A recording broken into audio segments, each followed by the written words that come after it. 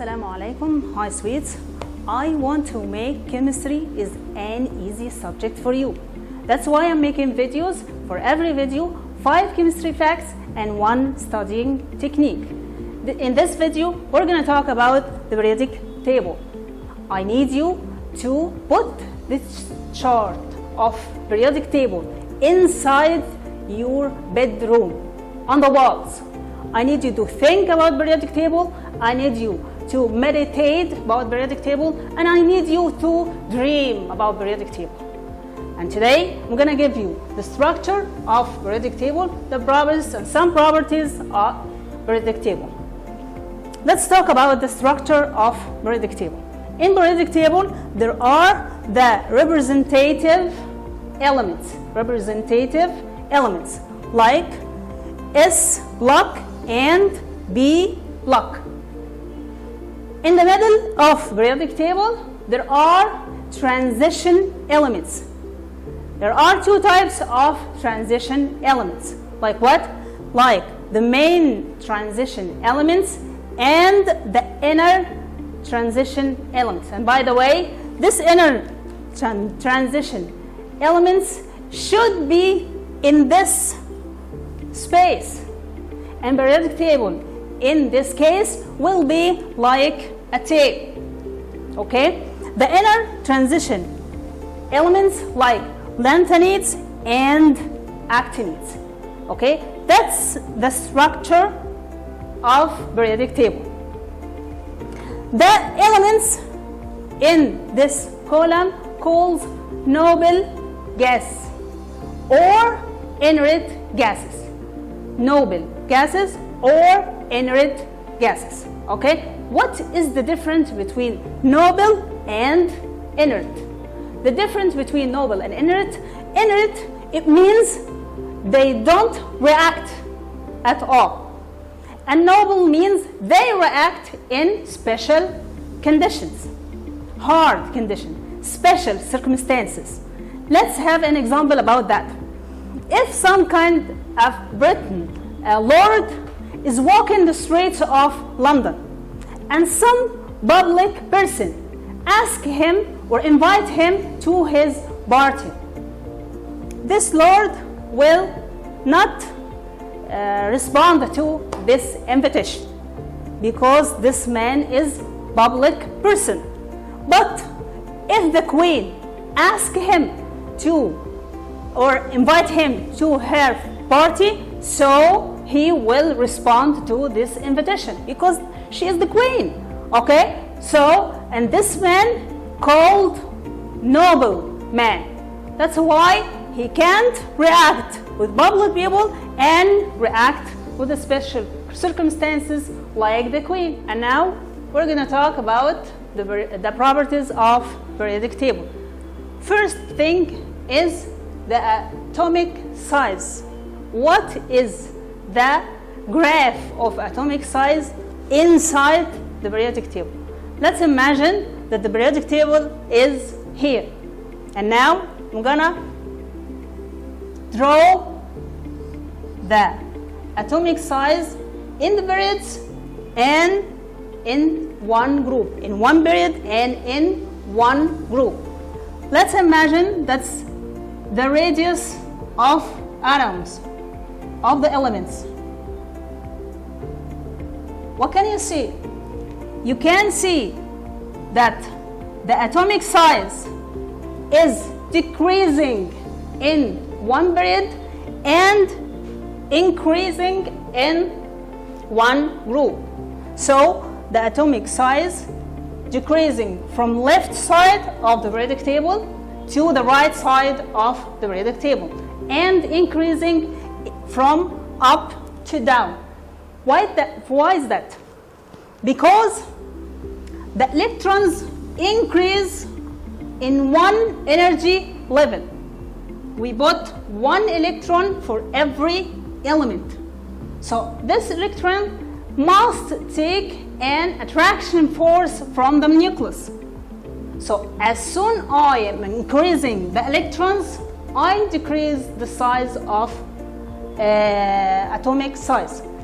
And here I am increasing the energy levels. So as soon I put one energy level, I am increasing the atomic size inside the periodic table. Second thing, electronegativity. In prep stage, the electronegativity, you are talking about electronegativity, that the difference between the negative charge from the left side to the right side. But now you are in the secondary stage, so we have to talk numbers. Okay, so the electronegativity is dividing two numbers. The electronegativity difference between elements. If the difference between the electronegativity of two elements is 0, that's why I'm calling this is pure covalent bond. Why this bond is pure? Because no difference in electronegativity. What is the example? Like H2. This bond, no difference in electronegativity between hydrogen and hydrogen. Chlorine and chlorine. No difference in electronegativity between the chlorine atom and the other atom of chlorine. So this is called pure covalent bond. And in periodic table, the electronegativity is increasing from the left side to the right side. So electronegativity is increasing.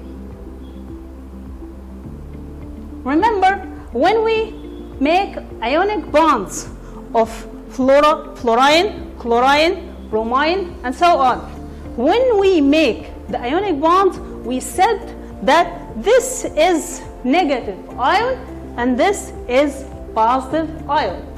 Remember that? That's because the difference in electronegativity is huge. Far away, the chlorine is far away from the sodium. Okay?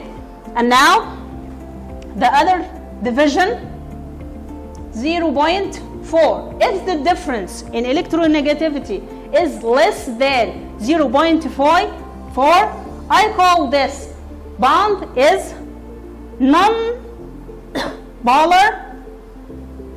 covalent bond. And this is like carbon and hydrogen. What is the meaning of the word non-polar? It means that the charge is very weak. And if the difference is 1.7 between 0.4 and 1.7, the difference in this space is called polar covalent bond. Like what? Like water.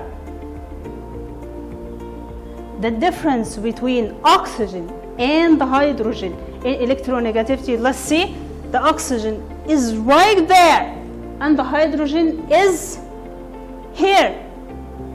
Big difference between the hydrogen and the oxygen.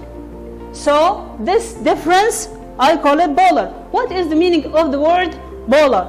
It means a partial charge. Like there are a part of a charge on the oxygen, negative charge, and a part of positive charge on the hydrogen. What if the difference in electronegativity is more than 1.7? This I call it ionic bond. And in ionic bond, a lot of difference between them. Let's imagine sodium and chlorine in table salt. That's table salt. Sodium and chlorine. I said here, this is a partial charge. I mean part of charge. But here, it's a complete charge because the difference is huge. So in ionic bond, a complete charge of positive charge of sodium, a complete of negative charge in chloride. We talked about atomic size decreasing, increasing, the electronegativity increasing, decreasing, and now we're going to talk about the ionization energy. What is ionization energy? It means the energy that we need to make ions. Okay? So, in periodic table, the ionization energy increasing from left side to the right side, increasing,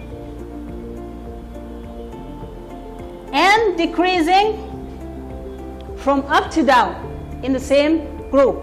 Why is that? Remember when we talk about the atomic size, we said we are putting another energy level.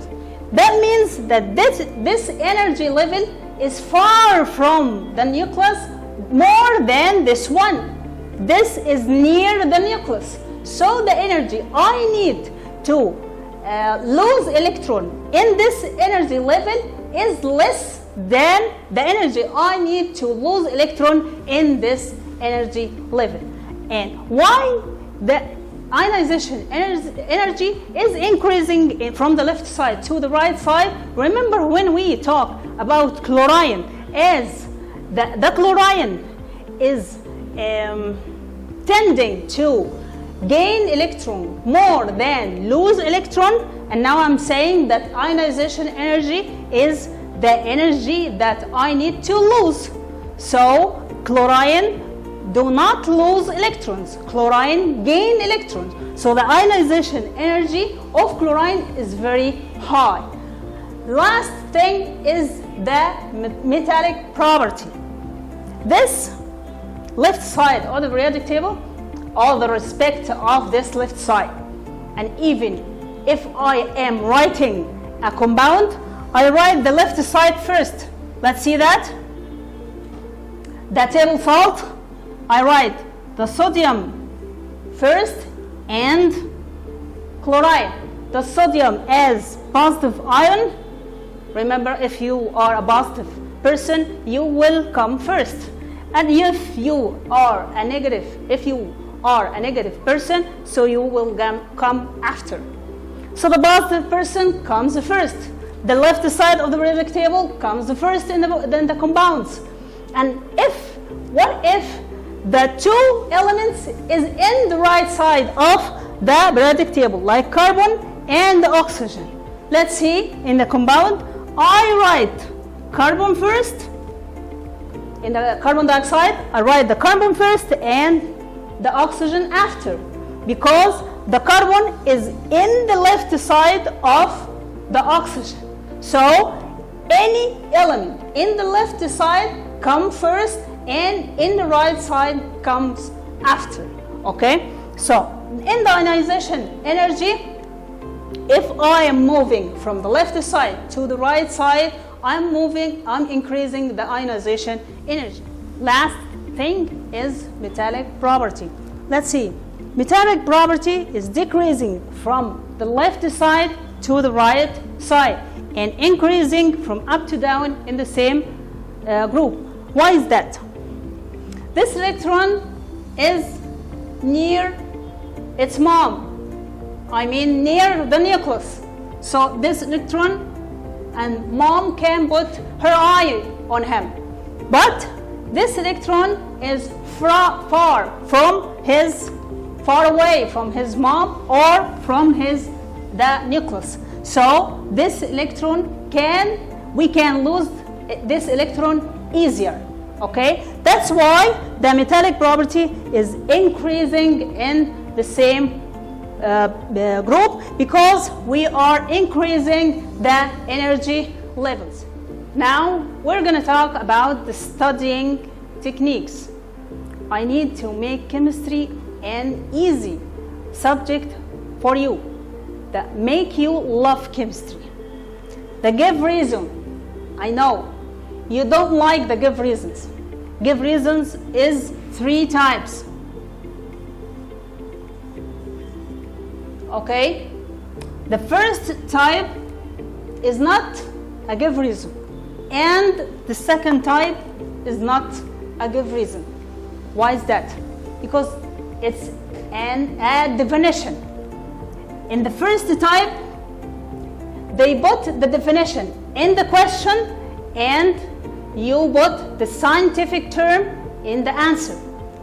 And the second type, they put the scientific term in the question and you answer with the definition. So the first type and the second type is not a give reason, it's a definition. So this type is definition.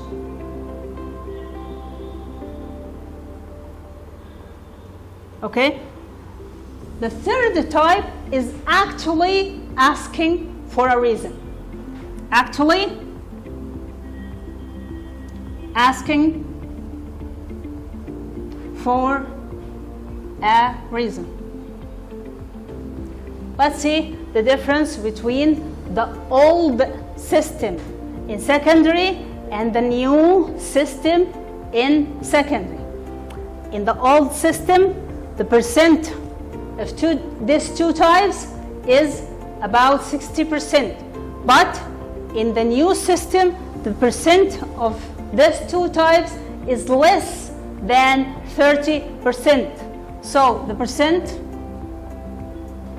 of this type is less than 30, and the percent of this actually reason type is more than 70%. So you have to focus and concentrate in this kind of type of give reason that you are actually asking for a reason. But what if the give reason have a lot of words? How can I memorize such thing? In the give reason, having a lot of words, you have to understand it first, very well first. And after this, if you need to memorize it, divide it into parts. Like the definition, to make things easy for you to memorize. Thank you. Don't be shy or embarrassed to ask me about anything on my number in WhatsApp or on any comments in Sceince World Facebook or on the YouTube, my channel in YouTube. Thank you guys. I love you all, and my career is to make chemistry easy and fun for you.